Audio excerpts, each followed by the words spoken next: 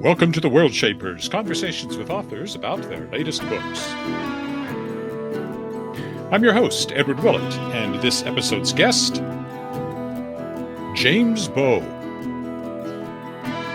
talking about his new science fiction novel, The Sunrunners, and the companion anthology, Tales from the Silence. Hello, and welcome to another episode of The Worldshapers. Now, The Worldshapers has been sort of on a hiatus, as you may have noticed, but as you will also have noticed, I do have a few more interviews coming out now. Last time around, it was Arthur Slade, and this time around, it's James Bow, and that's because I am, at the moment, focusing on authors who I am publishing. My name is Edward Willett. I am an author and publisher and editor and all those good things. As an author, I'm the author of a lot of books, nonfiction and fiction, for readers of all ages. And as a publisher, I am the owner and publisher of Shadowpaw Press and Endless Sky Books, which is an imprint of Shadowpaw Press. And so those are the authors I am talking to right now. There's one thing you should know about Shadowpaw Press at the moment, and that is that in addition to interviewing these authors, Arthur Slade, James Bow, and then the week after that, it should be Brad C. Anderson. Those are three science fiction and fantasy authors who I am publishing this fall. And that's why I am interviewing them right now. And also because I have a small Kickstarter going on that you can back in order to help produce these three fine books. The books are the one we're talking about today, The Sunrunners by James Bow. There's also Ashmi Song by Brad C. Anderson, who I'll be talking to next time around, and Arthur Slade, who I talked to last time. His new novel, young adult novel, is I, Brax, 1, A Battle Divine, A Dragon Assassin Adventure. That's the complete title, and it's part of his popular Dragon Assassin world. So those are the three books that I am running the Kickstarter for. I'm only looking for 1,500 Canadian, which would give me, another $500 each to throw at marketing and the various costs of producing the books. And if you back it, you have an opportunity to receive the books in ebook and print. There's many other rewards there that you can nab, including Duotero, which is Brad C. Anderson's first book, and from Arthur Slade, there's some books, and from me, there's some books. Shadowpaw Press, there's some books, and there's also the opportunity to talk to the authors, or me, in an online cafe clash, is what they would call it at a science fiction convention, probably through Zoom or something like that. So please do check it out. Easiest way to point you to it is to have you go to the Shadowpaw Press website, which is shadowpawpress.com. You'll see a big link right there on the homepage pointing you to that Kickstarter. Or you can go to the Kickstarter, and if you search for me, that will also come up. The actual URL is too long to try to repeat it on here. If you are finding this on the Worldshapers website, you'll see a link to it there as well. All right, so that's plenty of that sort of talk. Let's get on to today's guest, James Bow, and this is the book we're talking about, The Sunrunners. And since I have it here, I'm going to read his bio from the back of the book. James Bow writes science fiction and fantasy for both kids and adults. He's been a fan of science fiction since his family introduced him to Doctor Who on TV Ontario in 1978, and his mother read him classic sci-fi and fantasy from such authors as Clifford Simak and J.R.R. Tolkien. James won the 2017 Aurora Award for Best YA Novel in Canada for Icarus Down. By day, James is a communications officer for a charitable land trust protecting lands from development in Waterloo Region and Wellington County. He also loves trains and streetcars. He lives in Kitchener, Ontario with his two kids and his spouse/fellow writer/partner in crime, Aaron Bow. You can find him online at bowjamesbow.ca, or I think jamesbow.ca works as well. And let's meet James now. So James, welcome to the Worldshapers. Thank you. It's good to be here. I was saying we just saw each other because we were both at CanCon, which I don't remember. I can never remember the long-winded version of what that stands for. But it's a Canadian Science Fiction Convention held every year in Ottawa, and I was there as a publisher of Shadowpaw Press and editor and writer, of course, and you were there as well for being a writer. So I hope you had a good time at it. I did. I met some really great people. I had some good times. Signed a couple of books, added a couple of books to contributors, and I'm really glad I came, and I'm going next year. Well, of course, it's not exactly local for you, but it's not as far away as some, No, since you are an Ontario author. Oh yeah, not too far away. It was about a 5 hour drive, um, with a little layover time for my electric car, and I have family there, so that's a good thing too. It helps bulk up the numbers of the for the parties. That's true. Well, let's start at the very beginning. A very good place to start. Um, Somehow that always reminds me of Do Re Mi from The Sound of Music. So, tell me about yourself, where you're born, grew up, education, and how you got started in reading and writing this crazy science fiction stuff. Well, my name's James Bow. I'm the author of The Sunrunners and the editor of Tales from the Silence. I live in Kitchener-Waterloo. You're seeing in the background out here. I was born in Toronto, grew up in downtown Toronto for most of my childhood, and did not. I mean, I think I've been a writer all my life. I didn't officially become, say, a writer until my 30s because I went through high school and university really enjoying writing fan fiction, but knuckling down to get a real job, which was for me in urban planning and the design of cities. And Okay, that is first something I'm, I have to yes. ask you, what fan fiction did you write? Oh, I came up through Doctor Who fan fiction. I was, Ah, okay. my first thing was like a 5,000 word story with about a war about the Daleks and the Cybermen. I mean, that was really terrible stuff, but It's a I start. kept on going. And when the series came to an end temporarily, I started a fan fiction magazine of, well, what if it didn't come to an end? And started treating each new magazine as the next series along. Hmm. And I got involved with other fans at the Doctor Who Information Network. That's the Canadian fan club at the time, and edited their fan fiction magazine. So I was doing a lot of this as a hobby, but while trying to find work on my work as an urban planner, which I am passionate about. But I graduated in Ontario in May 1995, which is right when Bob Ray was defeated by Mike Harris. And so we were right at the end of the early 90s recession.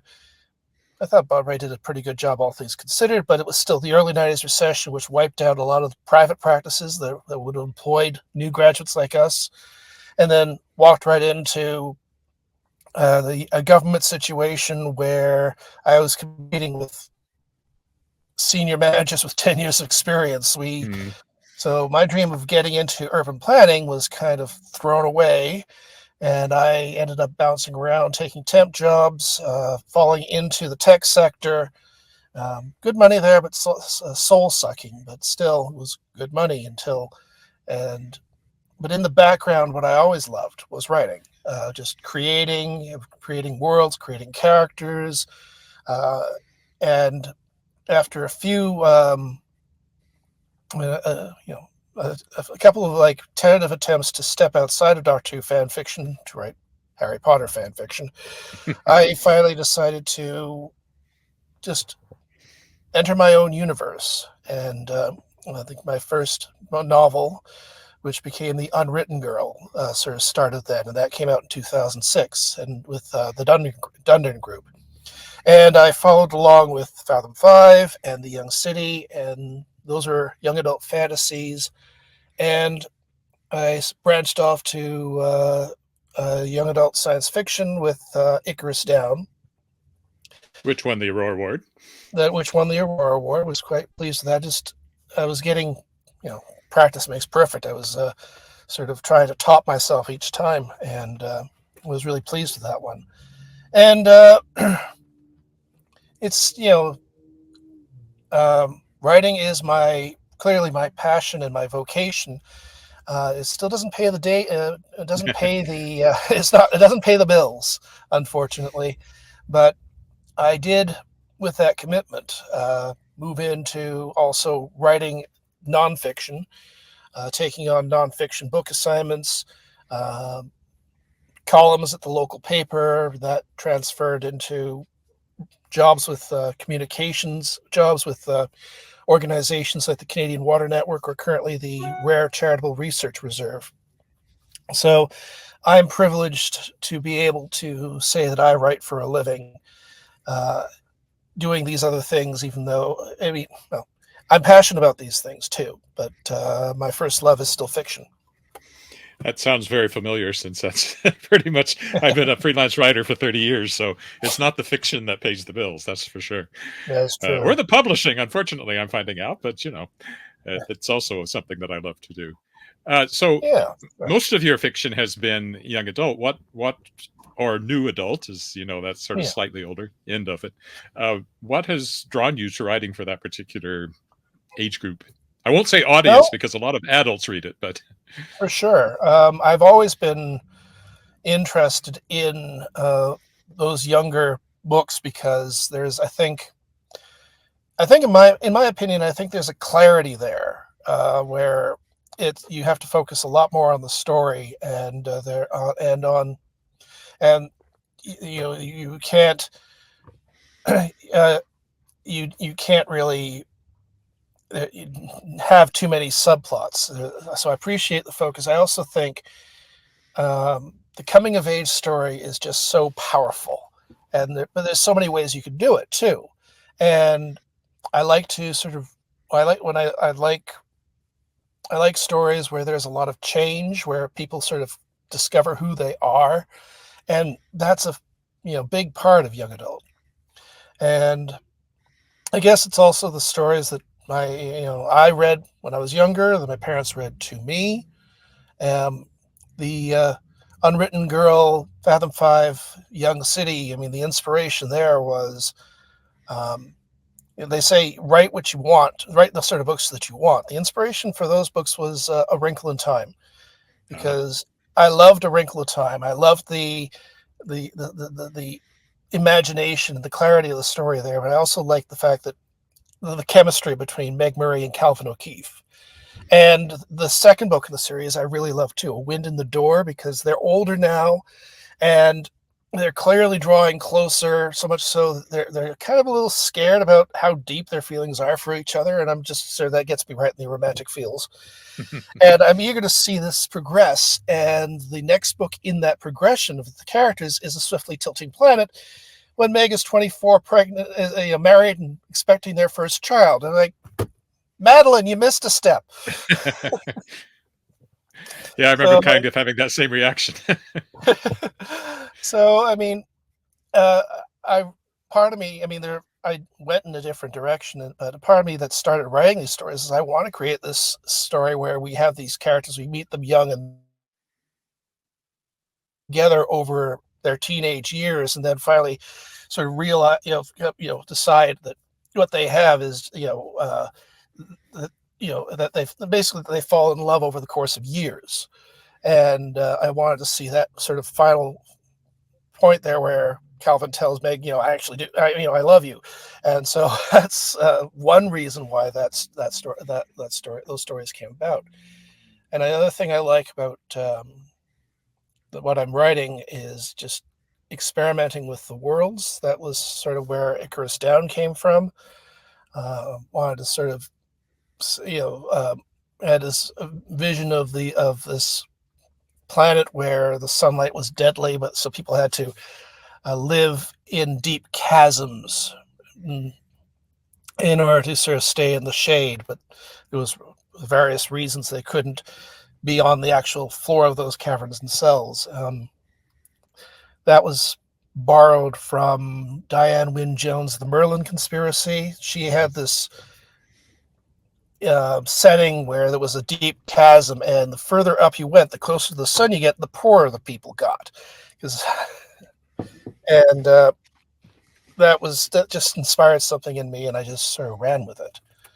So I think I may have forgotten the original focus of your question here. If you Oh want no, to, you covered it.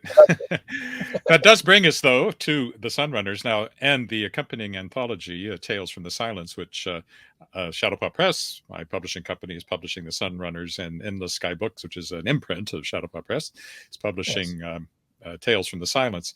It's quite a detailed future history, I guess you'd say, to borrow yeah. from Heinlein, that you've worked out there. So, how did this all come? Well, first of all, tell us what tales, well, both of the books are about, and then how this future came to you, and how you've developed it. Well, The Sunrunners is a story that's set on Mercury, and the inciting idea was the idea of crown princess Frida Koning had always wanted to be an engineer. She's the next in line to be queen of this place, but that's not what she wants. She wants to have this rather more,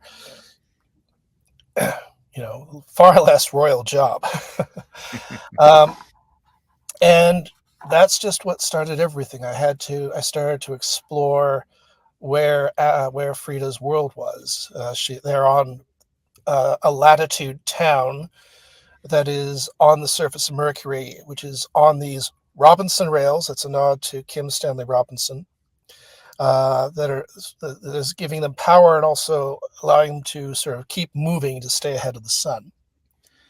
And the wider universe is the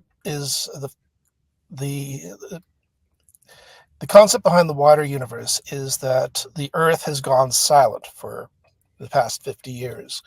Um, they haven't solved climate change. They simply pushed back the consequences until the consequences caught up and stopped civilization on Earth, leaving Well, behind. with the help of some nuclear war and things like that. Yeah, well, it caught up, and then just everything collapsed, and so suddenly the Earth couldn't send shuttles anymore. So the Earth was gone. The spaceborne children were on their own, and how did they respond to that? And I mean, this for the Sunriders, this came together over a period of years organically, because I was first exploring Mercury, exploring Frida's world, and I came up with the idea that sort of the complication is the Earth comes out of its silence, and there is a butting of heads between Frida and her mother being very suspicious of Earth.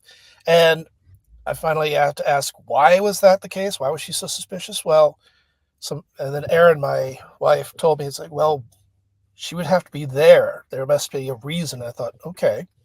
So maybe the silence is actually not as long as I thought. Maybe it's her grandmother who was at the start of the silence, who saw what happened, and that is why she's so suspicious of Earth.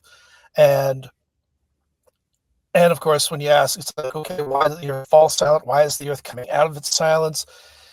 You start to expand the universe. If you have colonies, if you have Earth and you have colonies on Mercury, there's got to be colonies on Mars and Venus. And where else did we go? So this is a classic case of something snowballing from that first line that I wrote of Frida being a queen who would rather be an engineer. And a lot of my writing is throwing things at the wall and seeing what sticks. But quite often what sticks is interesting, even though I'm not able to use them. It's still around. With Tales of the Silence, where I brought in other authors, where I wrote a few stories, but I also brought in other authors to fill in the blanks, build out the world, was a great joy to sort of expand the universe beyond just one latitude town on Mercury. Yeah. And who are some of the authors that contributed to the anthology? Well, I reached out and was privileged to receive submissions from Kate Blair, from Ira Naiman, Phoebe Barton. If I had the book beside me, I could rattle off. And I don't have it either. I have the Sunrunners, but I don't have the other one in front of me. So, let me see: Cameron Dixon, Kate Blair, Kari Morin, Phoebe Barton, Mark Richard Francis, Kate Orman. I'm going to be forgetting somebody. Joanna Karaplis, Ira Naiman, and Jeff Spirkless, and one more who I'm not sure if I've already named them or if I've forgotten them. I apologize. Well, it will be if people are watching this, have found this on the website, I will certainly have all that information right there. Or you can go to shadowpawpress.com. actually, better yet, go to Amazon and find the names. They're all listed there. I'm not sure what state my website is, so I shouldn't send people there just at the moment. But anyway, yeah, it was a great list of authors, and of course, Yeah. it really fleshes out the story of the Sunrunners. Reading the Sunrunners first, and then reading Tales from the Silence, it was very interesting to see, what was happening around the solar system during that Sure. period of the silence, because that's literally, it's all set during the silence. It's not set at the same time as the Sunrunners. It's really before the Sunrunners, but it does lead into it. And you wrote several of the short stories yourself, Yeah. to A kind lot of of it around bridge Earth for that gap. yeah, a lot of it around Earth because I guess I was fascinated by how we went from one to the other, the United Nations of Earth versus the Federation of Earth Nations. Plus, my contribution to the Jupiter Moons is a story in the Phases of Jupiter. And also, you set your stories mostly in what was happening in Canada, which makes it interesting as well for Canadian readers, Yeah. anyway. Yeah. And Toronto gets badly treated at one point, but Well, I feel. I mean, why should New York and Los Angeles have all the fun? that's right.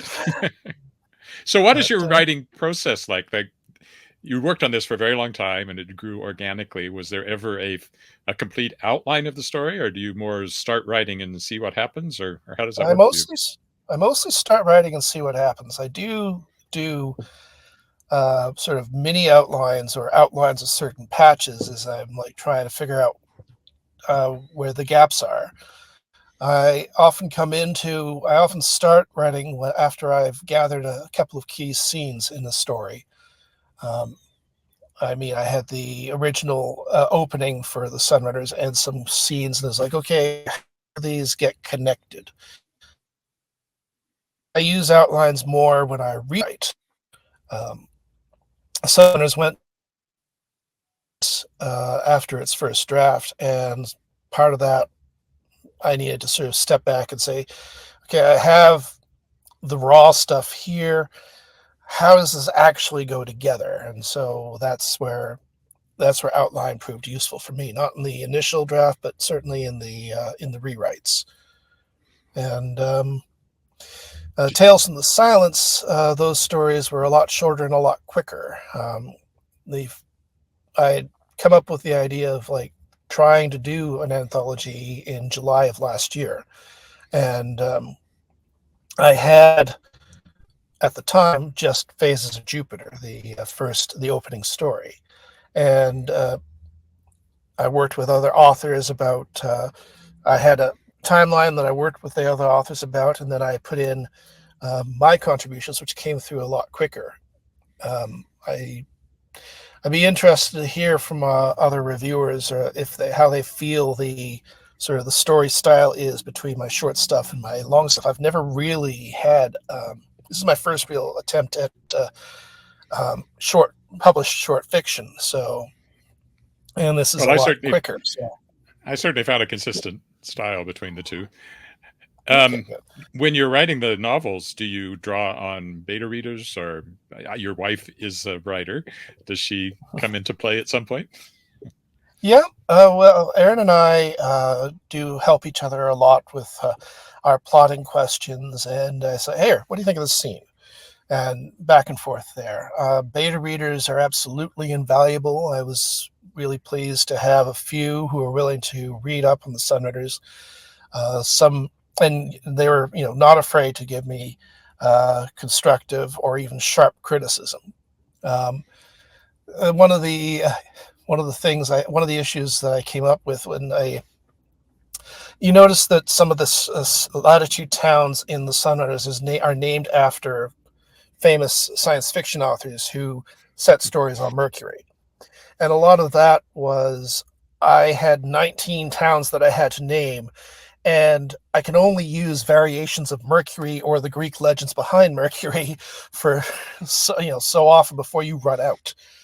And you went to Hermes, of I course, the Roman version, or the other way yeah, around, actually. that was as far as I could get, and then I when I realized for the polar, I came up.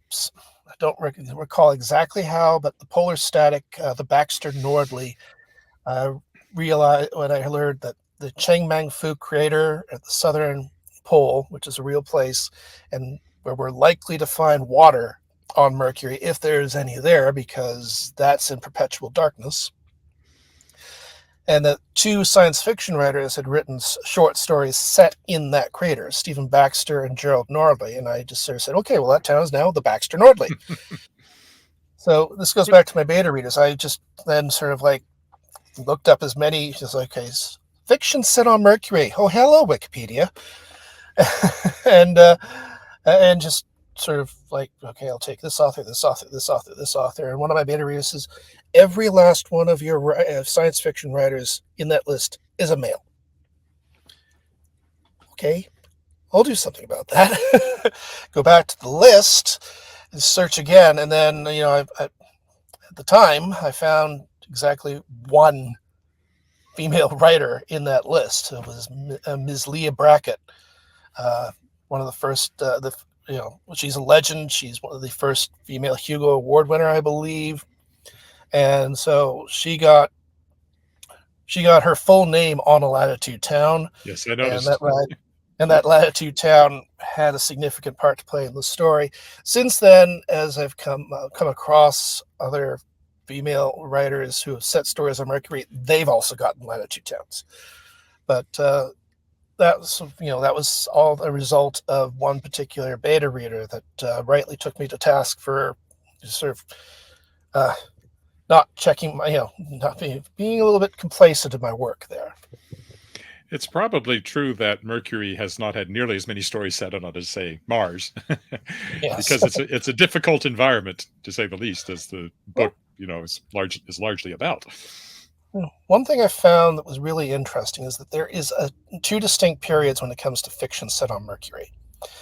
There was the time before the 60s to the 70s when we thought that Mercury was totally locked in the sun. And so we thought, oh, we could maybe eke out a civilization or even life on the Twilight Zone between the two sides of Mercury. And then we found out, no, there is a slight rotation. The sun does a weird thing where it comes across the sky, stops, backtracks a bit, and then resumes its trek. But that means all the surface gets scoured by the sun. There's no possibility that there's going to be anything living there unless we put it under domes or bury it. And that really cut the production of Mercury fiction for years after. Leah Brackett was writing during the golden age of fiction on Mercury, and when I think representation was of female writers was a lot less, unfortunately, back then. And so just as that improved, the Mercury got a lot less interesting for science fiction writers. So that made it a challenge to try and create something a lot more balanced. Sounds like you had to do a lot of research on Mercury itself, I would think, to write this, and the technologies involved. Was there a lot of research? Well, I mean, I had a lot of help from the science fiction writers who had already written it in that area. I was heavily inspired and grateful for Kim Stanley Robinson's 2312, who put the idea of a city on rails in my head. And I acknowledged that work by calling the rails the towns are running on Robinson rails, and actually, sweeten the pot by referring to this by having a line saying, "Name for the renowned 21st century philosopher Kim Stanley Robinson, who envisioned." The good thing about science fiction is if you read a lot of work has been done for you, and the research is out there, and I do find it fun to sort of find out this new stuff. I don't know if you think in terms of themes, but what would you say the theme of the book is? There's these two parallel stories of the grandmother's experiences and then Frida's experiences as grandmother's when the earth goes silent and Frida's when it comes back again. Yeah. I mean, there's obviously a generational component in how generations relate to each other. But what do you think is the big idea behind the story? Borrow from John Scalzi. I don't think there's one big idea. I'm sure there are themes in there. I'm sure I've encountered them. I'm sure many of them were created accidentally. Um, I'll think Aaron said that sort of if there is a big idea, is it's a question of are we who we are when we who, are we who we are when we're in the dark? Are we who we are when we're in who are we when we're in extremis? Which it's So actually if on the we're back of the book, like that one. yeah, so if we are we Are we you know forever if defined by what we do in the dark? That's the way it is in the yeah blurb. yeah. So I mean, there is, I think, that element there. I think there's also the impact of intergenerational trauma, of how uh, how we view things based on how we've grown up and how that changes generation from generation. I also think, in many ways, we're processing in this story. We're processing grief, and I'm also thinking in terms of uh, sort of my response to 9/11. This also carries on into the Cloud Riders of we have this great power next to us, and so we relate to it. We define ourselves against it. Sometimes we poke fun at it. Sometimes we are a little bit antagonistic to it, like Canada to the United States. But it's there. It's huge. It defines a lot about who we are. We have to relate to it. And then all of a sudden, something huge and terrible happens to it. And that affects us, even though we're not necessarily there. And I think that's a significant part to play in the Sunrunners and in these, the second book, if I can get that off, of Venus and Mars's reaction to the start of the silence. Of when you grow up next to this tremendous power in your political life, in your family life, what happens when they suddenly disappear and you are on your own? The response to that, even if you are somewhat antagonistic to it, like the Adelheid and her father were actively starting a independence movement on Mercury, but suddenly they're not there. And how do you respond to that? Some of that response is still grief, I think. Now, the book will be out when this goes live. It will come out in a few days from when we're doing the recording here. And you have some launch events coming up, which I think may also be in the past when this goes live. So we won't mention them necessarily, but I hope they go very well. And then I guess we'll see. It'll be interesting to see what responses are to it. Are you excited? I am excited. I'm really glad to see this book out. I'm pleased. I feel like I'm really proud of this book, and I hope people like it. And I hope to see that. I'm looking forward to seeing the reviews. I know people say you shouldn't look at your reviews, but I'm not writing this as part of my day job. I'm writing to get the words out, and the best thing that could feed me as an author is to know that they're being read. I read my reviews up to a point. If I Yeah, read the first sentence and realize that they absolutely hated it, then I'm not going to subject myself to that. But fair enough. yeah, I usually don't mind seeing what people think, even if I think they're completely out in left field, which happens sometimes as well.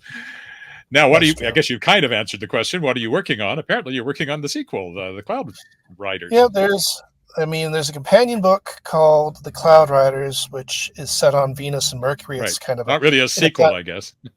it's got different characters. And it's like a country mouse, city mouse, interplanetary country mouse, city mouse event where somebody from Mars comes over to Venus and then goes back with somebody from Venus to Mars. And so we see the two very different societies in comparison. And there's a murder mystery to solve as well. So um, there's that. And well, if there is a third book, it might be called The Ground Pounders. I feel that we have to deal with Earth, since Earth, as it comes into the Sunrunners after the silence, sounds like it's going to be trouble. Yes, it does.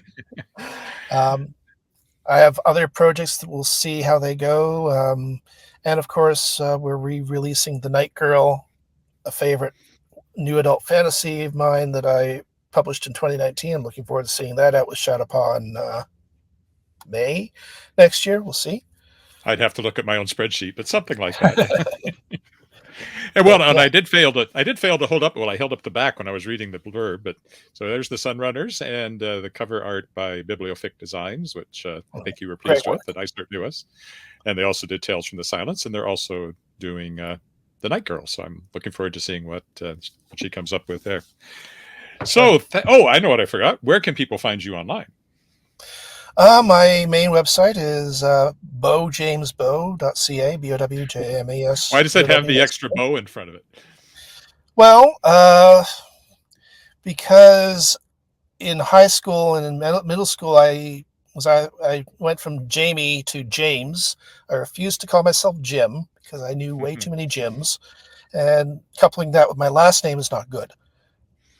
No, Jimbo. Jimbo. Could have been worse. They could have named me William. Yes. And so at the time, this is the 80s, it's like James Bow? No, James Bond. This wasn't helped when I ended up with a locker number 0070. So I ran with it. Bow, James Bow. James Bow. Well, Yeah. I had wondered. That's why I asked. Anyway, that's your website, and where else? Any social media where people could find you?